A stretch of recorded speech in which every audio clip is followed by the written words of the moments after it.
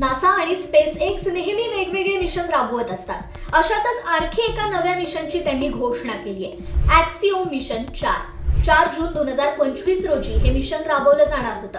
मात्र काही कारणांमुळे हे मिशन सतत पुढे ढकलण्यात येते। दरम्यान हे मिशन नक्की काय आहे जाणून घेऊयात। नासा, SpaceX आणि ॲक्सिओम स्पेस यांचं संयुक्त मिशन म्हणजेच ॲक्सिओम मिशन 4 जे आंतरराष्ट्रीय अंतराळ स्थानकाकडे अर्थातच ISS कडे झेपावणार आहे। आणि या मिशन मध्ये सहभागी आहेत भारतीय हवाई दलाचे वैमानिक शुभांशु शुक्ला, जे ठरले आहेत ISS वर पोहोचणारे दुसरे भारतीय अंतराळवीर।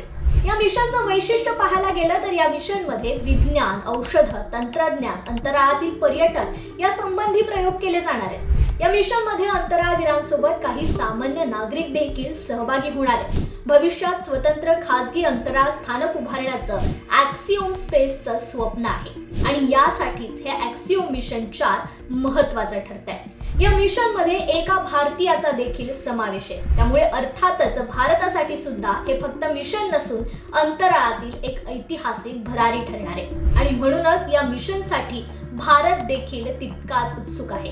सध्या तरी हे मिशन पुढे ढकलण्यात आले, पण लवकरच या मिशनची नवीन तारीख जाहीर होईल आणि अंतराळात झेप घेण्याचा एक नवा प्रवास पुन्हा सुरू होईल।